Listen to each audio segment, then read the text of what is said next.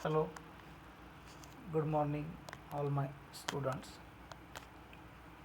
Previous कुछ video lecture में हमने पढ़ा था एविडेंसेस ऑफ इवोल्यूशन, जिसमें 6 प्रकार के एविडेंस हमने देखे थे। सबसे पहला morphological evidence, second one anatomical evidence, third one vestigial organ, fourth one palaeontological evidence, fifth one connecting link and last one पढ़ा था हम एम्ब्रियोलॉजिकल एविडेंस। बाद में जो नेक्स्ट वन पॉइंट है वो पॉइंट है थ्योरी ऑफ इवोल्यूशन।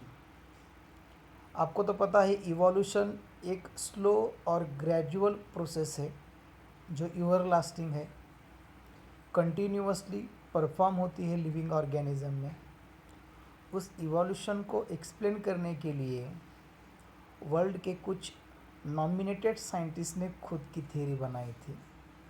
10वीं कक्षा में हमें 2 प्रकार की थ्योरी यहाँ पे अवेलेबल है। यहाँ सबसे पहली है Charles Darwin theory. Second one जो थ्योरी है वो है लेमार्क थ्योरी।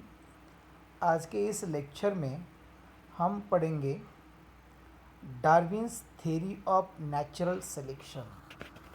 डार्विन ने जो इवोल्यूशन की थ्योरी एक्सप्लेन की, उस थ्योरी का सबसे इम्पोर्टेंट जो पैरामीटर है उसका नाम है नेचुरल सिलेक्शन।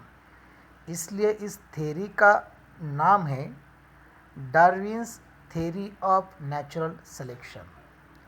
ये सबसे पहली थ्योरी है इवोल्यूशन की। चार्ल्स डार्विन ने सबसे पहले हमारे नेचर में जितने भी प्लांट एंड एनिमल के जो स्पेसिमन है, specimen means sample, innumerable sample Darwin ने सबसे पहले प्लांट एंड एनिमल के कलेक्ट किए।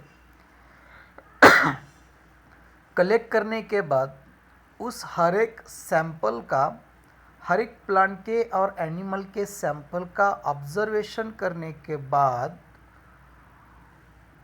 उन्होंने नेचुरल सिलेक्शन थ्योरी पब्लिश की और वो इस पॉइंट तक पहुँचे सर्वाइवल ऑफ फिटेस्ट। हर एक लिविंग ऑर्गेनिज्म सर्वाइवल है।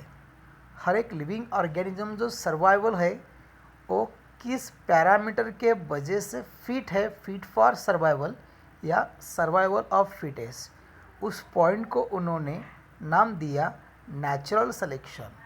ये जो उनकी पूरी जो थ्योरी है उन्होंने एक बुक में पब्लिश की। उस बुक का टाइटल था ओरिजिन ऑफ स्पेसीज। डार्विन की जो थ्योरी है इनमें 3 पैरामीटर इम्पॉर्टेंट है। देखो केयरफुली, डार्विन ने जो थ्योरी एक्सप्लेन की उस थ्योरी में 3 पॉइंट इम्पॉर्टेंट है। सबसे पहला आएगा रिप्रोडक्शन, सेकेंड वन आएगा कंपटीशन एंड थर्ड वन आएगा नेचुरल सिलेक्शन। देखो फिर एक बार, डार्विन के थ्योरी में 3 पैरामीटर इम्पॉर्टेंट हैं। सबसे पहला आएगा रिप्रोडक्शन, दूसरा आएगा कंपटीशन एंड थर्ड वन आएगा नेचुरल सिलेक्शन। फर्स्ट वन जो पॉइंट है reproduction, all living organism reproduce prolifically. World में हर एक लिविंग ऑर्गेनिज्म रिप्रोड्यूस करता है खुद के जैसे ही इंडिविजुअल, और due to reproduction living organism increase their numbers. सबसे इम्पोर्टेंट पहला पॉइंट है रिप्रोडक्शन। रिप्रोडक्शन के वजह से लिविंग ऑर्गेनिज्म ने अर्थ पर अपने नंबर या अपना काउंट इंक्रीज किया। सेकेंड वन पॉइंट आएगा कंपटीशन। जो भी ऑर्गेनिज्म रिप्रोड्यूस हुए या क्रिएट हुए उनमें जीने के लिए एक कंपटीशन है। जैसे कि कंपटीशन है शेल्टर के लिए, कंपटीशन है फूड के लिए, कंपटीशन है मेटिंग के लिए। जो लिविंग ऑर्गेनिज्म में खुद के बॉडी में या खुद के बॉडी के स्ट्रक्चर में मॉडिफिकेशन किया वही मॉडिफिकेशन कंपटीशन विनिंग करने के लिए इसेंशियल रहा। जिस ऑर्गेनिज्म ये कंपटीशन विन की वो रही survival and the rest are perish. जिनमें चेंजेस नहीं हुए वो फाइनली अर्थ से डिसअपीयर हुए। देखो फर्स्ट वन पॉइंट था रिप्रोडक्शन, सेकंड वन है कंपटीशन। रिप्रोडक्शन के वजह से जो सिलेक्टेड ऑर्गेनिज्म है उनके नंबर राइज हो गया, बढ़ गए और उनसे न्यू स्पेसिस फॉर्म हो गई। हर एक स्पेसिस से न्यू कैरेक्टर बनता गया। सेकंड वन हमने देखा था कंपटीशन और थर्ड वन देख रहे हैं हम नेचुरल सिलेक्शन। नेचुरल सिलेक्शन का मतलब होता है नेचर में कुछ जो पैरामीटर रहते हैं जैसे कि टेम्परेचर, प्रेशर, ह्यूमिडिटी, इनमें जो नेचुरल पैरामीटर है या एनवायरमेंटल पैरामीटर है कुछ ऑर्गेनिज्म के लिए ये रहे यूज़फुल तो कुछ ऑर्गेनिज्म के लिए ये रहे हार्मफुल। जिनमें ये फेवरेबल रहे वही रहे सर्वाइवल, जिनमें अनफेवरेबल रहे वो रहे पेरिश या कम्प्लीटली अर्थ से क्या हो गए डिसअपियर। डार्विन के थ्योरी में हमने 3 प्रकार के पॉइंट देखे। सबसे पहला आएगा रिप्रोडक्शन, दूसरा आएगा कंपटीशन, थर्ड वन आया नेचुरल सिलेक्शन। लेकिन डार्विन के थ्योरी पर कुछ ऑब्जेक्शन आए। सबसे पहला आया natural selection is not the only factor responsible for evolution.